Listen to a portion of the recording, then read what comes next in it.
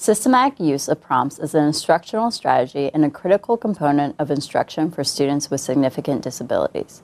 It involves providing a sequence of prompts that results in a desired behavior, then fading those supports until the student performs the behavior independently.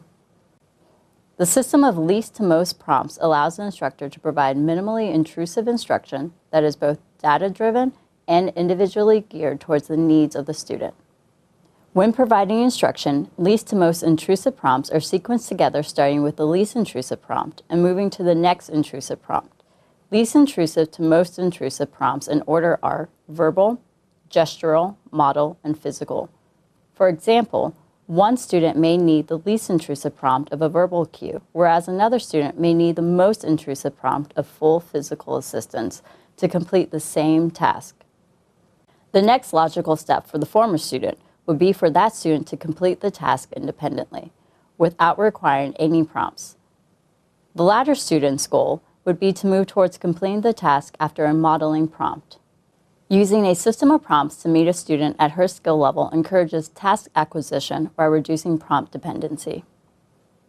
During instruction, prompts are delivered one at a time until the student completes the task. For example, an instructor will give the instructional cue to begin a task but will not provide any prompts on the first step. It is crucial that the student be given enough time to attempt the task on her own. The length of time should be short enough to prevent errors, but long enough to give the student time to process and respond.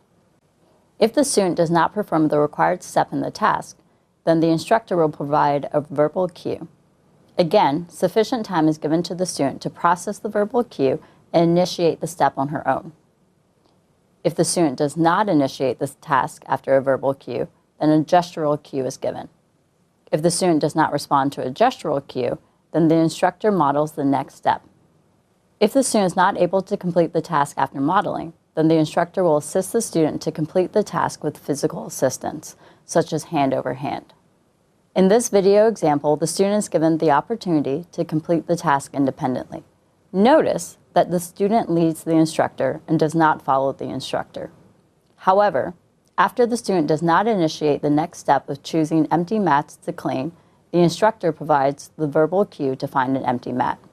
Since the student responded to the verbal cue and completed the task, no other prompt was given. The delivery of each prompt can range from minimally intrusive to more intrusive. For example, a verbal prompt can be indirect, such as asking the student, "What's next?" or direct by providing specific verbal instruction, such as, "Clean the empty mats." Likewise, a physical prompt can range from a reminder tap to full physical assistance like hand over hand. How to deliver each prompt depends on the student's abilities. In this video example, the employment support staff helps the student initiate the next task by talking her through the problem-solving process. Here, she is providing an indirect verbal prompt. Using a system of prompts with a task analysis or TA is extremely beneficial. This approach helps an instructor identify patterns and create a fading of prompts plan.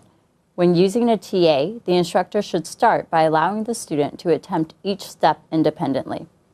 If guidance is required, the instructor should provide the least intrusive prompt to complete a step. If the student responds correctly to a verbal cue, then V is written down on the TA next to the step. If the student does not respond correctly, then the instructor should provide the next intrusive prompt, and so on until the student responds correctly. The level of prompt required to complete the task successfully is recorded on the task analysis: V for verbal, G for gestural, M for model, and P for physical. Using a TA and system of prompts allows an instructor to identify growth, regression, and areas where support may be necessary. If a student consistently requires a verbal prompt to complete a task, can a support be added to remind the student in order to reduce reliance on the instructor? It is important to be consistent in your instructional wait time. You want this period to be short enough to prevent a student from making errors, but long enough to give the student a chance to initiate a step as independently as possible. Often, 3 to 5 seconds is sufficient time, but the exact length of time may vary depending on the task. During instruction, it is not uncommon for 3 seconds to feel much longer. It may be a good idea for an instructor to count to make sure that she is not jumping to the next prompt too quickly. If an error does occur, it should be interrupted immediately and the next level prompt should be provided. In this example, the student starts to put the dirty towels in the wrong location. The employment support staff interrupts this action and provides a verbal prompt to correct the action.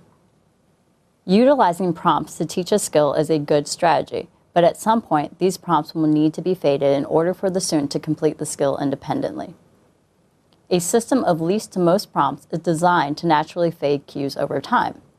On each step, a student is given the opportunity to complete a task independently or with the least instruction necessary. Develop a fading plan to assist with ensuring the student does not become overly dependent on a prompt. Remember that the goal is for the student to complete a task as if there was no one providing assistance. It is also very important that even verbal praise is faded over time, or the student can come to rely on an instructor to affirm that each step was done correctly. Use of a least to most system of prompts allows for individualized instruction that reduces prompt dependency. Especially when combined with use of a TA, a system of prompts allows for consistent and unobtrusive instruction. The VCU Center on Transition Innovations is funded by the Virginia Department of Education. For further information about the Center on Transition Innovations, please visit our website at centerontransition.org.